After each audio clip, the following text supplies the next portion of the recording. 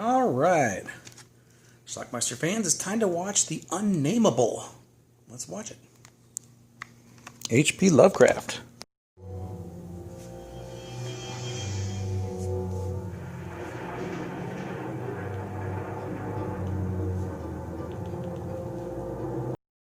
We're in the 1800s at some point. It's all right. It's only likely. He's talking to some sort of creature that apparently his wife bore. And he's got to keep this thing, whatever the hell it is, locked up in his house. We haven't seen it yet. No, we've seen part of it. Now we're seeing part of him. His insides.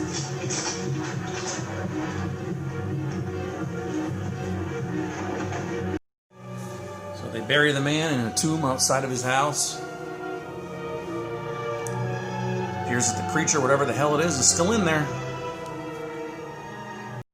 100 years later, some college guys are getting together and telling the story. Those roots must be sucking from that tomb. Carter, they haven't had a burial here in over 100 years. This is Wendy. Howard. Howard has the hots for her. I danced one dance with you, that was all. And that's all there ever will be. She doesn't date freshmen. Stop following me around. I'm not following you. So one of those three friends decides to go visit the house where this all happened. You guys trying to scare me? They're not there. Well, I don't scare that easy, guys. He wanders around this house for several minutes of screen time before we finally get a little bit of a payoff. Still don't see the creature or what it's doing, but I see a little blood splatter. Wendy and Tanya. He's a freshman. Tanya likes Howard, actually. I think he's completely cute. Look, Tanya, if you want to make it at this college, you don't date the freshmen. Across the graveyard. Sounds pretty kinky. Sounds like hazing. These two preppy guys are inviting them to visit that house, of all places. Oh, the house, it's a must. It's been deserted for years. So they agree, and they go. This is gross. Hey, look, sneaker tracks. Somebody's been here. So their friend disappeared, obviously. Are you ready to take this seriously? Joel is still there, and I don't think it's a joke anymore. Look, if he's waiting to scare us, then fine. But I'm going back there, with or without you. Inside the house, Wendy decides to make out with her non-freshman guy. She shows her boobies here, but I can't show you that. But the other guy is striking out with Tanya.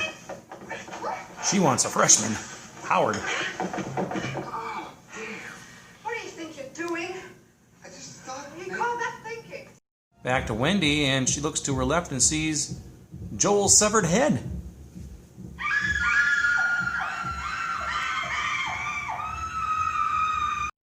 Wendy and John take off. They get separated. Oh my God. John doesn't fare too well. Then, albeit brief, we finally get a glimpse of our creature. Howard and Carter show up. Bruce! His friend. The plot does get thinner. So maybe John and Bruce, they were playing tricks on me. No, they couldn't have. Okay, all right. Just come sit down. Take it easy. That jock Bruce runs into the creature and gets his head smushed. A lot.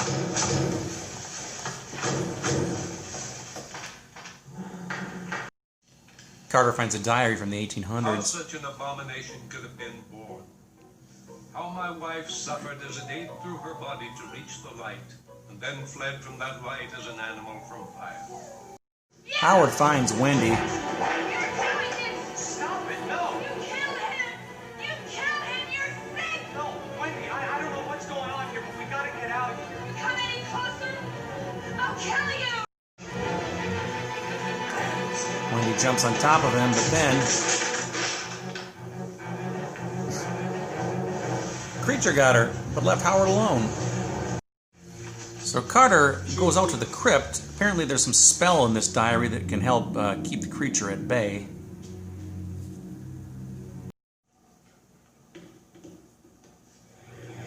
They find Bruce's body. apparently our creature has hoofs. Outside, Carter's reading whatever he was from that diary, which is apparently causing a rumble. Inside the house, Howard and Terry finally get a good look. Howard and Tanya, I'm sorry.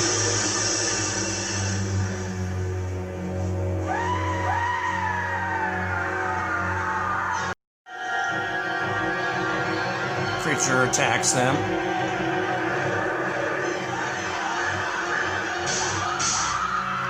Tanya attacks the creature. So apparently, whatever Carter did outside reading that spell is causing like this gigantic tree branch to go into the house, and it's somehow affecting the creature in some way, allowing Tanya and Howard to escape. They kiss outside, thinking everything's fine, and then that looked like a human hand and a skeleton hand. It was a human hand. Guess who? Carter.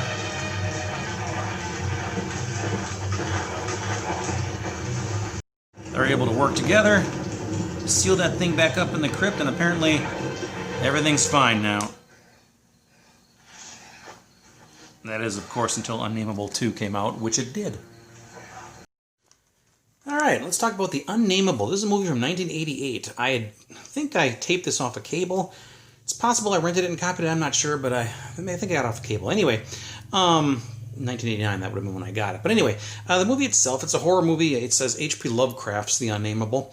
I don't think I watched this back in the day when it was first broadcast or whenever I first got it. I think I saw this in 1999 or so, 2000, somewhere in that range.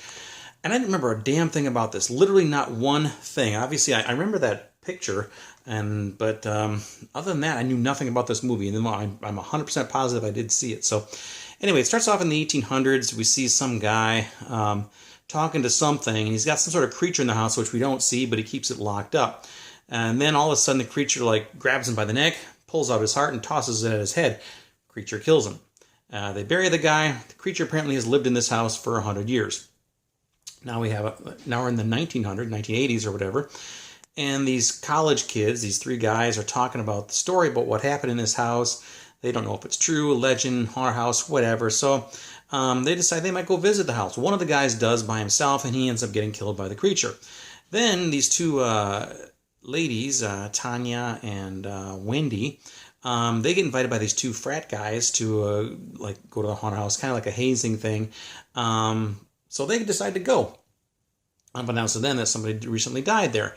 So they go there, and then meanwhile, the two friends of the guy who got killed earlier, Joel, Howard and Carter, they said, hey, Joel, he may have gone by the house by himself. I don't know. Is he trying to scare us? Whatever. We haven't seen him. We got to go check it out. So they decide to go check it out, too. Meanwhile, once they're all there, the creature basically starts killing everybody one by one. Ultimately, we're left with three survivors. Carter, who has found the diary of the old man who lived there 100 years earlier, and learned that the creature was his wife. The guy's wife gave birth to whatever the hell it is, and apparently there's a spell that he can chant which will keep the thing at bay or whatever. I don't know. So he goes out to the crypt and tries to repeat this spell. The creature attacks everybody in the house. Tanya and Howard escape. They're kissing.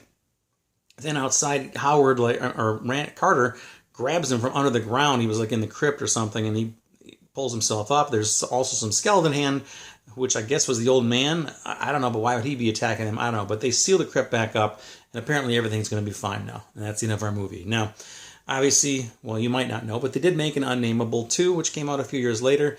Some of the same people made that movie as well. Don't know anything about that movie, to be honest with you, but I know it exists.